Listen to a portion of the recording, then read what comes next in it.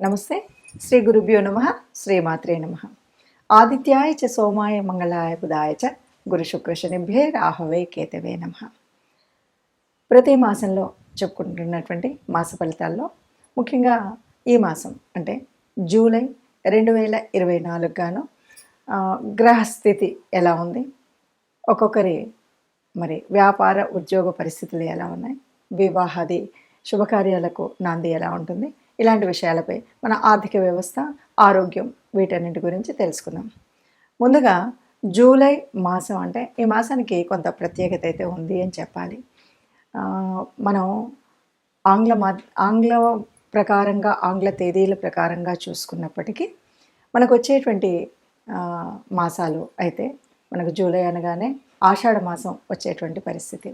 మరి ఈ మాసంలో ప్రత్యేకించి కొన్ని మార్పులు అంటే ఇందులో ప్రత్యేకించి జరిగేటువంటి మార్పుల్లో మొదటిది తొలి ఏకాదశి అనేటువంటి పండుగ రావడం. ఇక రెండవది మనకి అయనం మారడం. పూర్తిగా సౌరమాన ప్రకారంగా ఆధారపడినటువంటి మనకు 6 నెలలు ఉత్తరాయణం, 6 నెలలు దక్షిణాయనంగా మనం భావించినప్పుడు సూర్యుడు కర్కాటకంలోకి ప్రవేశించినప్పుడు వచ్చేటువంటి మాసం, మరి వచ్చేటువంటి స్థితి దక్షిణాయనం. దక్షిణాయనంలో దైవ ఉపాసన చేయడం అనేటువంటిది ఒక సలక్షణమైనటువంటిది, మన ఆరోగ్యాన్ని ఆయుష్ని కాపాడుకునేటువంటి స్థితి. ఈ పరిస్థితుల్లో మరి ఈ నెలకు గ్రహాలు ఎక్కడెక్కడ ఉపస్థితి అయి ఉన్నాయి ఏంటి చూద్దాం. ముందుగా మనం చూసినట్టయితే మేషరాశిలో రాస్యాధిపతి అయినటువంటి కుజుడు అక్కడే ఉండడం అనేటువంటిది మొదటి స్థానం. ఇక వృషభ రాశిలో గురువు ఉంటాడు. గురువు ఉన్నప్పటికీ 12వ తారీఖుకి మరి ఇదే కుజుడు గురువుతో కలవడం, ఇక్కడ మనకి గురుమంగళ యోగం కూడా ఏర్పడేటువంటి ఒక శుభకరమైనటువంటి పరిస్థితి కనిపిస్తుంది. ఇక తదుపరి మిథునంలో రవి, బుధుడు, శుక్రుడు ముగ్గురు ఉన్నారు.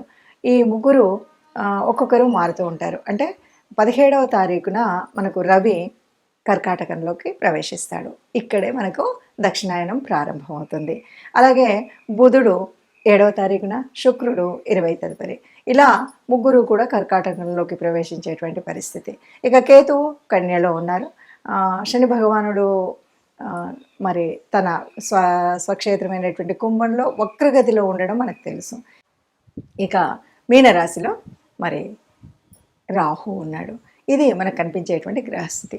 ఇలాంటి పరిస్థితుల్లో ఒక్కొక్క రాశికి కాను ఎలా ఉంటుంది అంటే ఈ 12 ద్వాదశ రాశుల్లో కూడా ఉన్నటువంటి గ్రహస్థితిని బట్టి ఏ రాశి వారికి ఈ రాశిలో ఎలా ఉంటుంది ఈ నెల కాలం ఈ పరిస్థితి అన్నది తెలుసుకుందాం.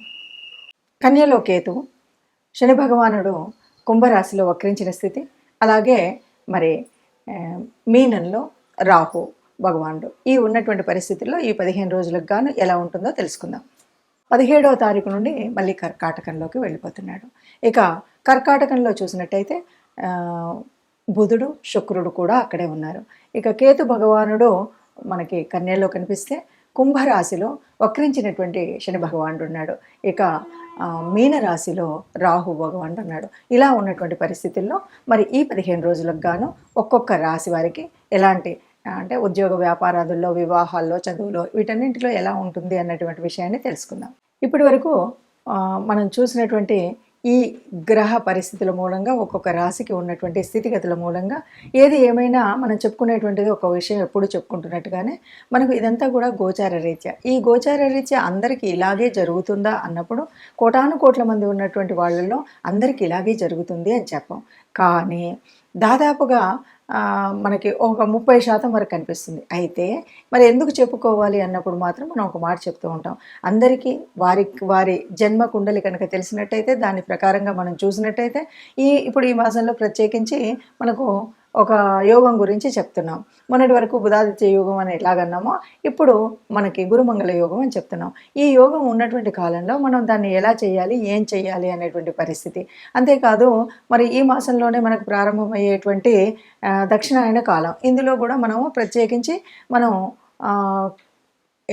ఇంటి ఇలవేల్పును కానీ కులదేవతను కానీ నిత్యం ప్రార్థించినట్టయితే మనకు ఉన్నటువంటి అనేక గ్రహదోషాలు కూడా తొలగిపోయేటువంటి అవకాశం ఉంది.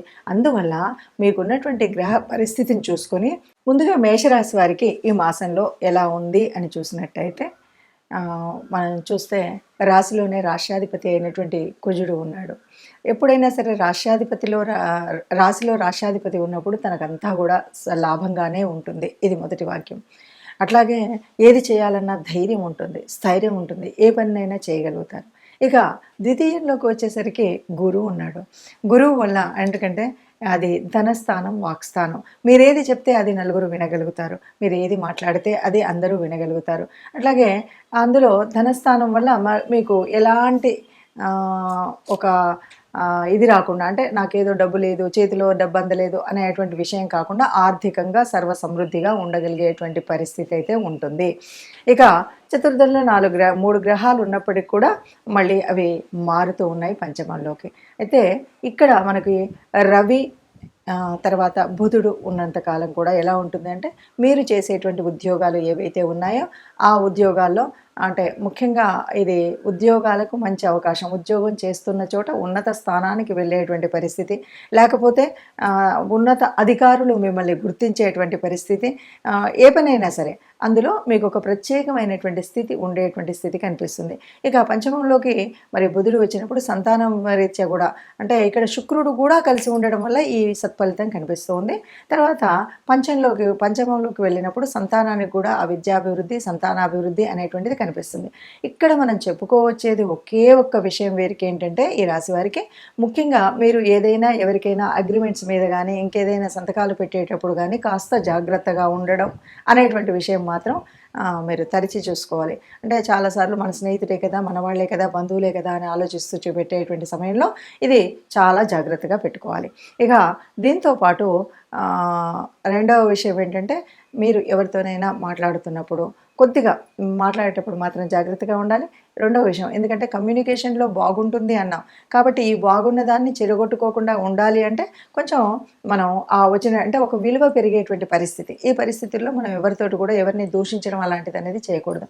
అలాగే డబ్బు ఎంత వస్తున్నప్పటికి కూడా ఖర్చు ఎక్కువగా అయ్యేటువంటి పరిస్థితి ఉంటుంది కాబట్టి ఇలాంటి రాకుండా ఉండే విధంగా చూసుకోండి. ఇక ముఖ్యంగా ఆరోగ్యరీత్యా కనుక చూసినట్లయితే కొద్దిగా మోకాళ్ళు ఇలాంటివి నొప్పులు వచ్చేటువంటిది, లేదా చికిత్సకు వెళ్ళేటువంటి పరిస్థితి అయితే కొంచెం కనిపిస్తుంది. అది కొంచెం జాగ్రత్త చేసుకున్నట్టయితే బాగుంటుంది. ఇక విద్యా విషయంలో ప్రభుత్వం నుండి ఏదైనా పొందేటువంటి సహాయాలు, అంటే చదువుకునే పిల్లలకి స్కాలర్షిప్ లాంటివి కానీ, ఉద్యోగాల్లో ఉన్నటువంటి ప్రభుత్వ ఉద్యోగాల్లో ఉన్నటువంటి వారికి ఉన్నత స్థాయి అంటే ఇంక్రిమెంట్స్ ఇలాంటివి కానీ వచ్చేటువంటి అవకాశం అయితే కనిపిస్తుందండి. ఏం పరిహారం చేసుకోవాలి అన్నప్పుడు ముఖ్యంగా ఇప్పుడు వచ్చేటువంటి కాలం కూడా దేవతలకు నిద్రాణ స్థితి కాబట్టి మనం ఎంతసేపు దేవత ఉపాసన చేయడం, దేవతల్ని ప్రార్థించడం, అందులో ముఖ్యంగా మీ ఇష్టదేవత ఆరాధన లేకపోతే కులదేవత ఆరాధన అనేది మర్చిపోకుండా చేయడం. దానితో పాటు ఆరోగ్యం సరిగ్గా ఉండాలి అనేటువంటి వాళ్ళందరూ కూడా, ఎవరైనా అనారోగ్యంతో ఉన్నటువంటి వారు కానీ, ఇప్పుడున్న వాళ్ళు ఆరోగ్యాన్ని సమతుల్యంగా ఉంచుకోవాలనుకునేటువంటి వారు కానీ ప్రత్యక్ష సూర్యనారాయణుడు మర్చిపోకుండా ప్రార్థించడం, సూర్య నమస్కారాలు చేయడం, ఆదిత్య హృదయం వినడం, ఇవి ఈ మాసమంతా తప్పనిసరిగా చేయాలి. ఈ మొదటి పక్షంలో చేయాలి, రెండవ పక్షంలో చేయాలి. ఇందులో ఎలాంటి అది లేకుండా మీరు నిత్యం చేయడం. ఇంకా వీలైతే కనుక ముఖ్యంగా చెప్తూ ఉంటారు ధ్యానం అంటుంటారు. ఎందుకంటే ప్రశాంతంగా ఉండడం, మానసికంగా అల్లకల్లోలం లేకుండా మనం ఉండడం అనేటువంటిది ప్రత్యేకించి ఈ మాసం నుండి రాబోయే 4 మాసాల వరకు మనం చేయవలసినటువంటిది. ఎందుకు అంటే ఇక్కడ మనకి దేవతలందరూ కూడా నిద్రలోకి వెళ్తున్నారు అంటారు. అంటే ముఖ్యంగా స్థితికారకుడైనటువంటి విష్ణుమూర్తి నిద్రాణంలోకి వెళ్ళేటువంటిదే మనకు శయన ఏకాదశి. మరి ఇక్కడ నుండి అంతేకాదు దక్షిణాయన కాలం, ఇక్కడ అంతా కూడా సూర్యుడు భూగోళానికి దూరంగా వెళ్తాడు కాబట్టి, సూర్యుడు తాను ఇచ్చేటువంటి శక్తిని ఇవ్వడు కాబట్టి మనకు అనేక రకాలైన అనారోగ్యాలు వచ్చేటువంటి సమయం కాబట్టి మనం ఈ పని చేస్తూ కొన్ని రెమెడీస్, మనకు అందులో ఎలా ఉన్నా, మంచి చేసినా చెడు చేసినా, గ్రహాల స్థితి ఎలా ఉన్నా కూడా కొన్ని రెమెడీస్ అయితే చేయాలి. ముఖ్యంగా విష్ణు సహస్రనామాన్ని వినడం, దాంతోపాటు గోశాలకి వెళ్ళడం, గోవులకి గ్రాసం తినిపించడం, ఇలాగే దానం, అలాగే మనం ఎప్పుడు కూడా ధ్యానం, ఈ రెండు కూడా ఈ 4 ఏళ్ల కాలానికి ఇది ఒకే రెమెడీ అండి. మనకు చేతనైనంత దానం చేయడం, ఏదైనా సరే ప్రశాంతంగా ఉంటూ ఇష్టం వచ్చినట్టుగా ఎక్కువ తక్కువగా మాట్లాడకుండా ఉండడం అనేటువంటిది మంచి రెమెడీగా మనం చెప్పుకోవచ్చు. ఈ రకంగా మనం చేసినట్టయితే అందరం సుఖంగా ఉంటాం, అందులో మనము ఉండాలని ఆశిస్తూ సర్వే జనా సుఖినో భవంతు.